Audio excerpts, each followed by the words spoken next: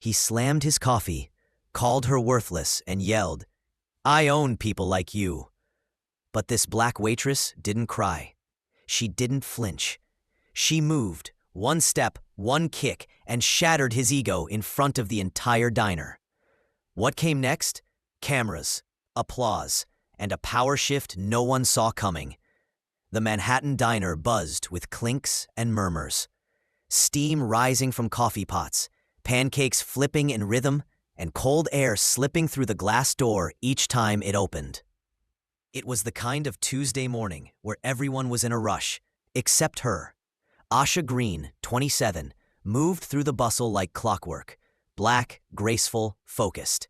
Her white uniform was spotless, her braids tied back, her face calm, not because the world was kind, but because she refused to give it the satisfaction. Table 7 had tension in the air before she reached it.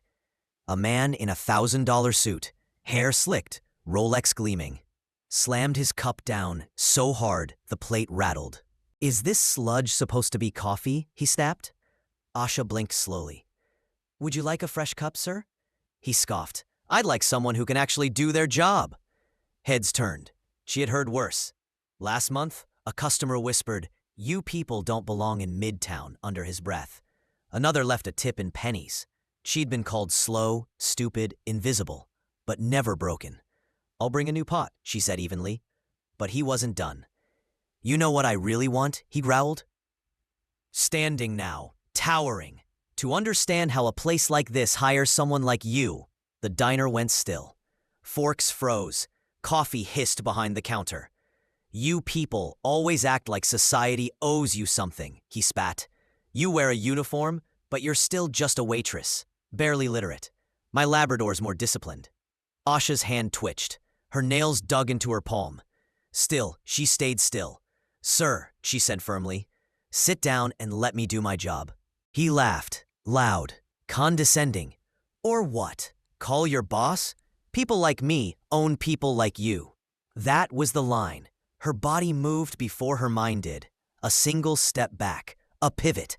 Her heel flew upward, and crack. The back of her shoe caught his chin. His head snapped. He stumbled backward into the booth behind him and crashed hard. The diner gasped. One woman screamed. Silverware hit the floor. Asha stood over him, chest rising, fists clenched. "You don't own anyone," she said, her voice cutting clean through the air. "Not anymore." He clutched his jaw, lip bleeding, rage pouring from his eyes. "You're finished," he hissed. "Do you know who I am?" "No," Asha replied, "and I don't care." Phones were out. Red recording lights blinked everywhere. "I'm Donovan Reese," he shouted, "CEO of Reese Global. I'll make sure you never serve coffee again in this city." Asha turned to the counter, back straight, hands still shaking. She'd probably lose her job, maybe get arrested, but for the first time in years, she could breathe. Then the door opened. Heels clicked on tile. A woman stepped in, tall, pale, sharp in a navy coat. Her presence froze even Donovan. "Donovan," she said, her voice tense. "What did you do?" He pointed at Asha, still sputtering. "She attacked me." The woman looked around. The silence spoke louder than words. Everyone stared at her, and then at Donovan. "I just got 6 messages," she said, holding up her phone. "All from clients. You were shouting slurs again, weren't you?" He hesitated. "They're exaggerating." She turned her phone to him. On the screen was a live stream. 2.7 million views. The video showed everything. His insults, Asha's calm, his line about owning people, her final strike. "They're calling you a racist," the woman said coldly. "And they're right." Donovan faltered. "Vanessa, call legal. We're suing." "No," she said, "we're not." "What?" Vanessa stepped forward.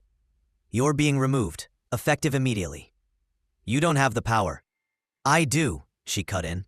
"The board appointed me interim CEO 2 weeks ago. They were watching you. This just sealed it." The diner erupted. A few people clapped. One man said, "Damn right." Donovan looked like a statue cracked down the middle. His world was breaking, and no one rushed to help him. Vanessa turned to Asha.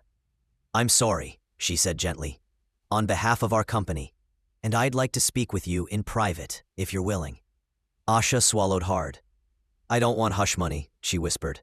"I'm just tired of being treated like trash." "You shouldn't be," Vanessa replied. "In fact, we could use someone like you. Integrity like that doesn't show up in resumes. I don't have a degree. You have more than that. You have a spine." Donovan stormed out, muttering curses, cameras following. And Asha? She stood there, coffee-stained apron and all, straighter than she'd ever stood. 6 months later, Asha sat in a glass-walled office downtown. A plaque on her desk read, "Director of Culture and Community Equity." She visited the old diner once a month.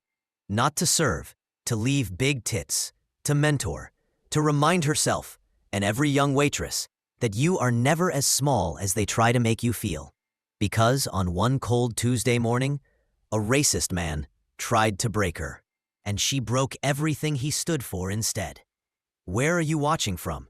Drop your city in the comments below. If this story fired you up, hit like and share it with someone who needs to hear it. And if you stand for dignity over power, subscribe now.